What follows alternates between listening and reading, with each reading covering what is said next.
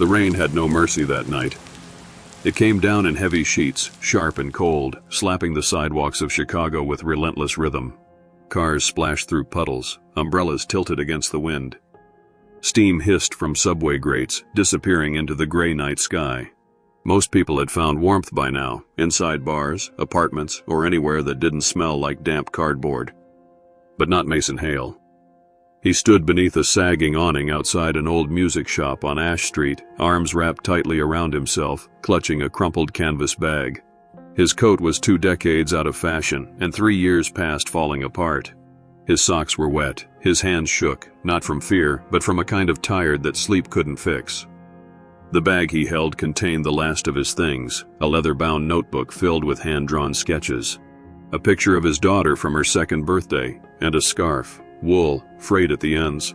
The only thing left from someone who once mattered more than the air he breathed. Mason had once been someone. Not famous, not rich, but someone. He designed storefronts, interiors for cafes, little things that made spaces feel human. He was known for his eye, his kindness, and for always wearing that ridiculous scarf his wife had knitted him when they were young and broke and believed the world was kind. But that was before Ava got sick. Before the bills, before the house was sold, before the car. Before the jobs disappeared one by one, and finally before his daughter Emma was taken by the state because a man with no address isn't considered a parent anymore. Now Mason was a ghost in a city that didn't look up. He checked the time, 8:54 p.m. The shelter would be full by now, they always were when it rained.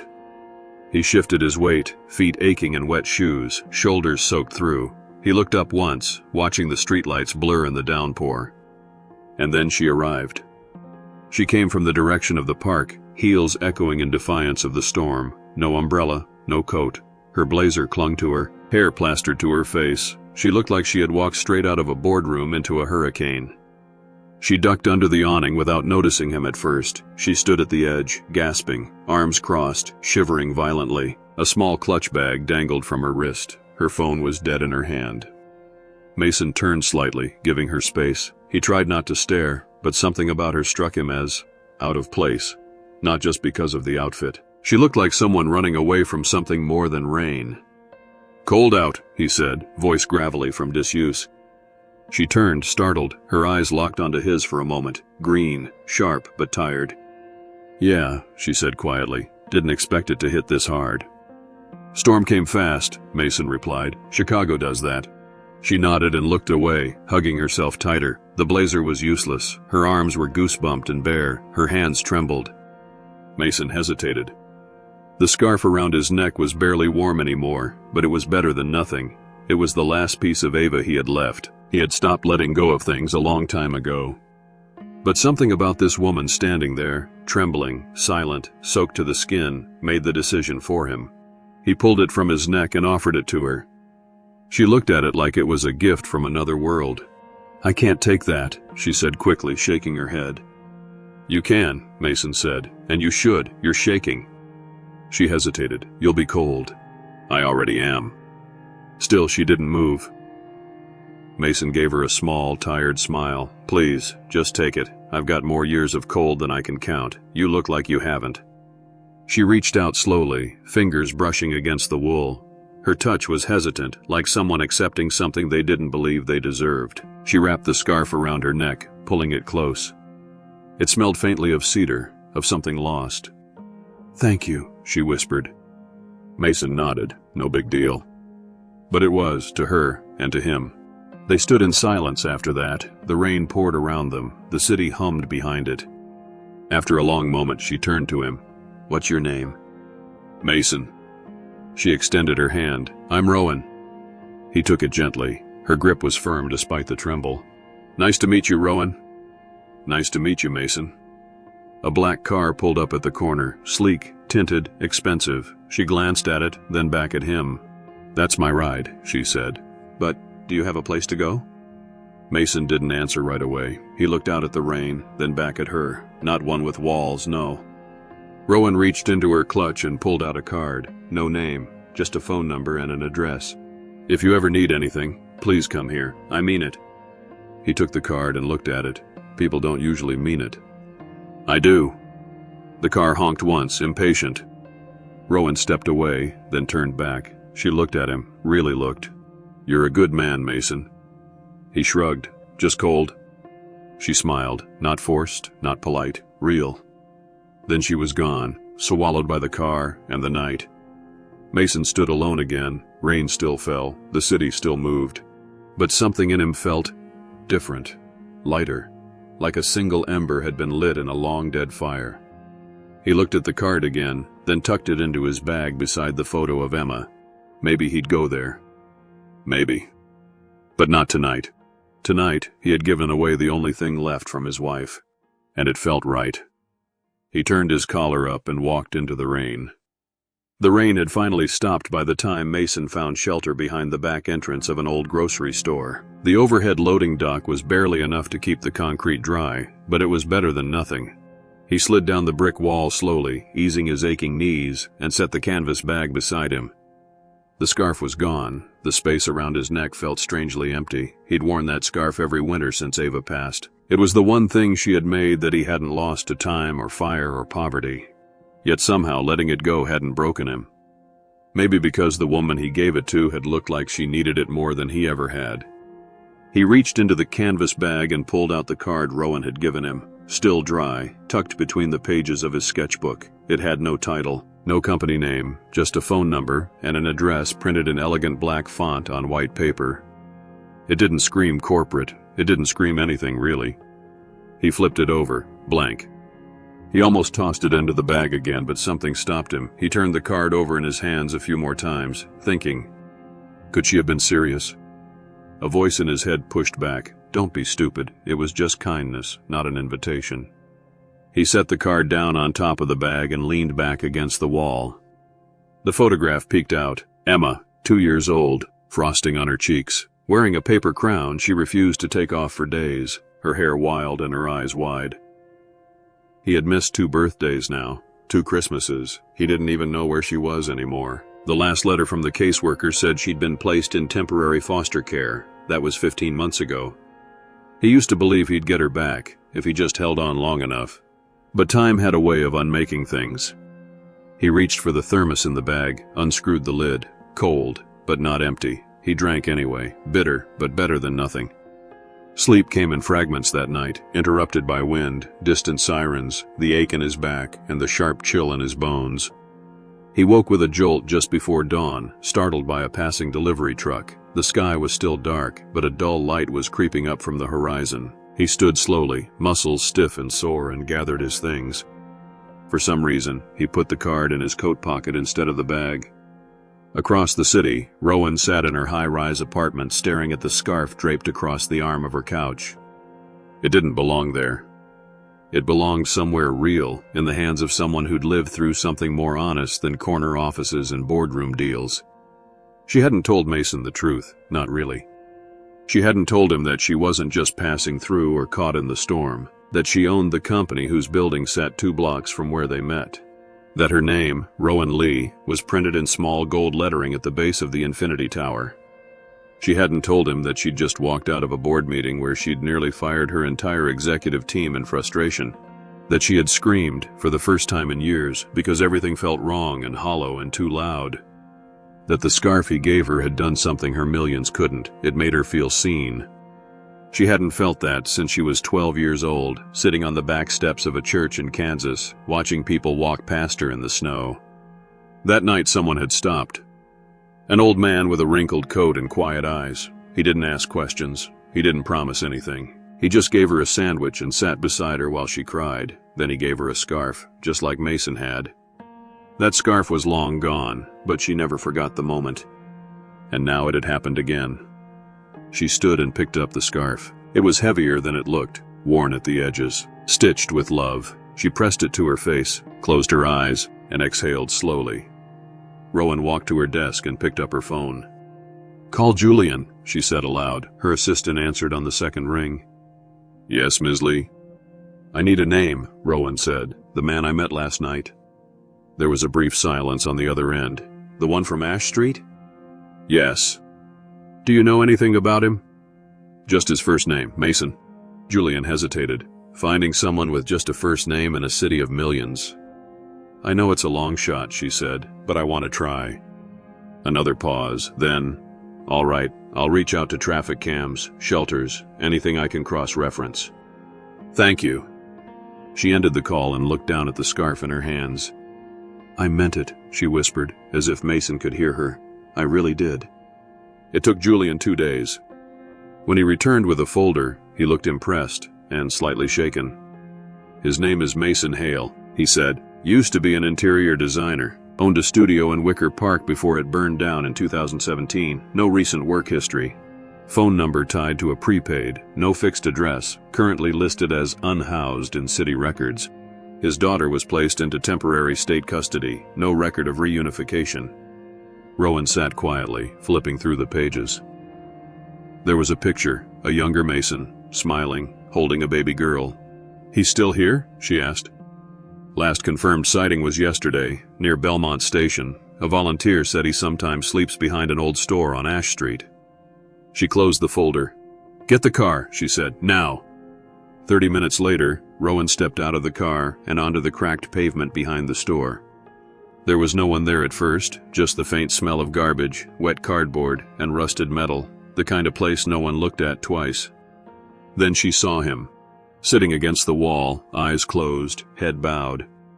Mason? He stirred, opened his eyes. When he saw her, he blinked as if unsure whether he was dreaming. Rowan? She nodded, stepping forward. I didn't expect to see you again, he said. I meant what I said, she replied. He looked down at himself, his wrinkled coat, his dirt-caked boots. I'm not exactly in presentation shape. I didn't come for a presentation, she said softly. He smiled faintly. Then what did you come for?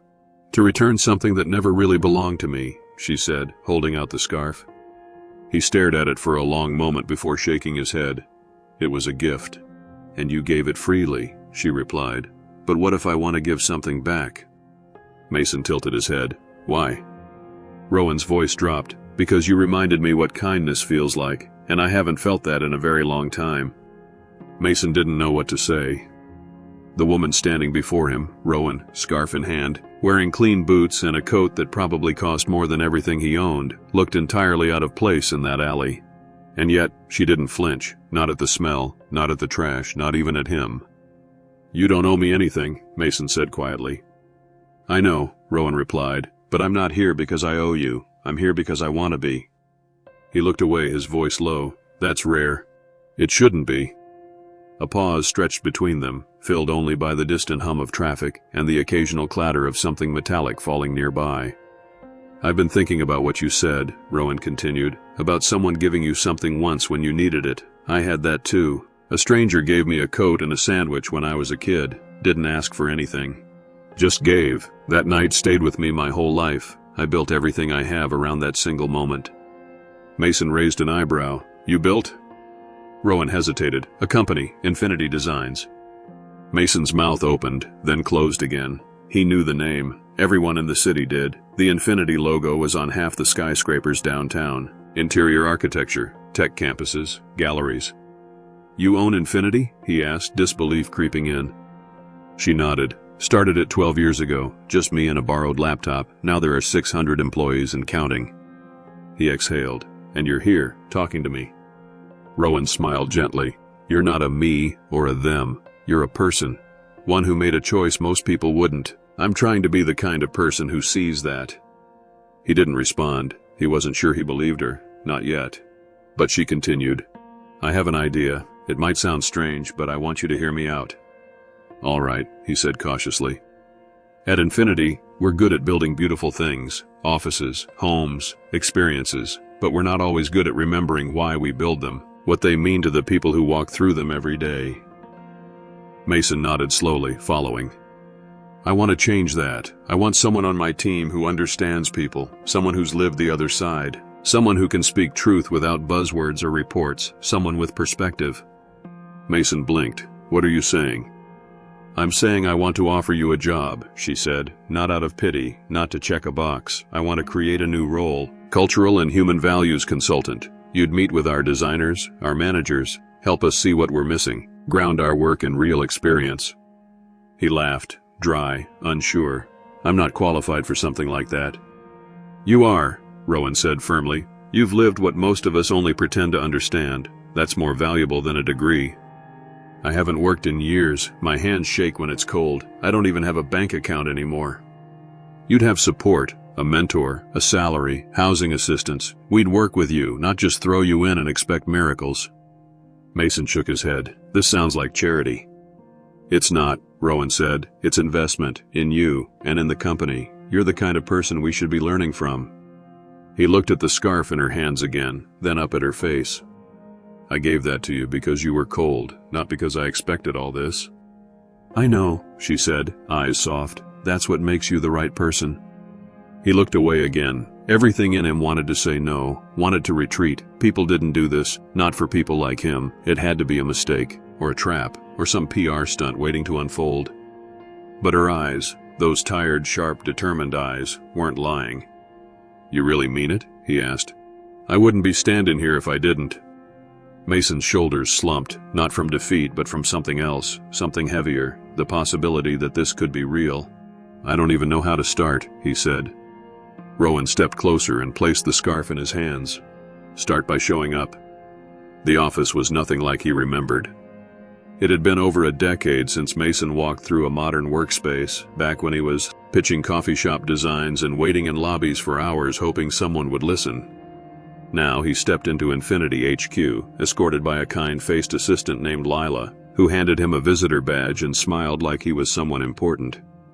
Mason felt entirely out of place. The walls were made of glass, natural light poured in from high windows, art installations rotated through the halls. Everyone wore sleek, neutral-toned clothes and walked quickly, tablets in hand. He tugged at the sleeves of his donated dress shirt. Rowan had made sure he had clean clothes and a haircut before he stepped inside. The apartment she'd arranged was small, but warm. It had a bed, a working shower, a window that faced a tree. He still woke up expecting it all to be gone. Lila led him to a small room labeled Human Culture Lab. Inside were a few chairs, a low table, a whiteboard, and a plant that looked fake but wasn't. Rowan arrived 5 minutes later, no entourage, no fanfare. Welcome, she said, smiling. Mason stood awkwardly. I feel like I'm in the wrong place. You're exactly where you need to be. She handed him a folder. Inside was a project overview, a team working on a new community center renovation. The architects wanted input from someone who had lived in a shelter. They didn't want it to feel sterile. They wanted it to feel like home. This is what you'll help us with, she said. Spaces that make people feel safe. Mason read silently. For the first time in years, he saw something that wasn't survival. It was contribution. It was purpose. I'll try, he said. Rowan nodded. That's all I ask. Weeks passed. Mason came in 3 days a week, sometimes more. He sat in on meetings. At first, no one knew what to make of him. He didn't talk in bullet points. He didn't use the latest lingo. But he listened better than anyone else, and when he spoke, people leaned in. He asked questions others avoided. Where do people go when they're scared? What makes a place feel safe after trauma? What does kindness look like in architecture? The design team changed, slowly. They began to think differently. They asked Mason to review concepts, gave him a desk, then a nameplate. Eventually, a department head asked if he'd speak at a staff retreat. He almost said no, but Rowan encouraged him. Just tell your story, she said. He did. And something shifted. After his talk, a junior designer named Elise approached him, eyes wet. I was going to quit, she said. I thought no one noticed people like me here, but you reminded me I'm not invisible. Mason nodded, too moved to speak. He walked back to his small office and sat down. In his coat pocket, he still carried Rowan's card, the one she gave him that night in the rain. He kept it as a reminder, not of who she was, but of who he had been, even when he had nothing, and who he was becoming again. 6 months later, the scarf was framed. It hung in the atrium of Infinity HQ, behind protective glass and a subtle gold plaque that read, Kindness can be the foundation. One act, one night, a future rewritten. Mason didn't know who decided to hang it there. He hadn't asked. Maybe Rowan, maybe someone on the design team. Either way, he smiled when he passed it. It wasn't just his anymore. It belonged to everyone who stopped and read that inscription. He never imagined how far things would go. After the retreat, Mason had become something of an informal mentor. New hires stopped by his office to talk. Veteran employees left notes in his inbox thanking him for changing how they saw their work.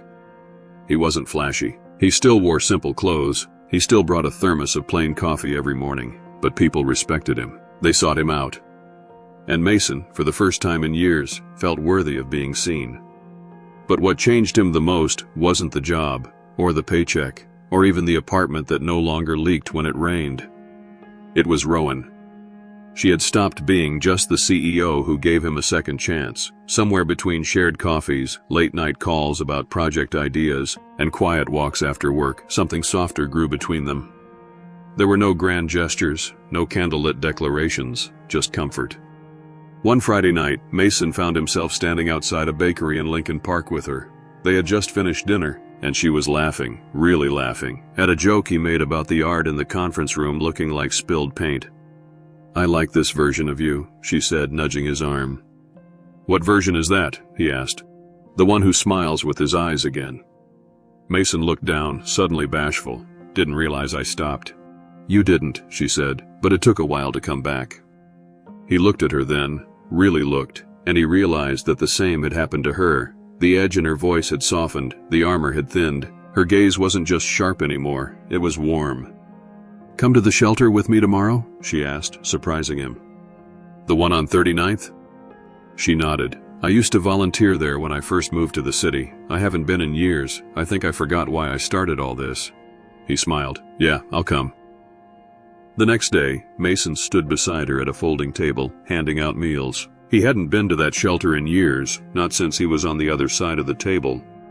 People were grateful, tired, distracted. Some recognized him. A man he used to sleep beside behind a church gave him a toothless grin and said, "Look at you, man, you made it." Mason didn't know how to respond.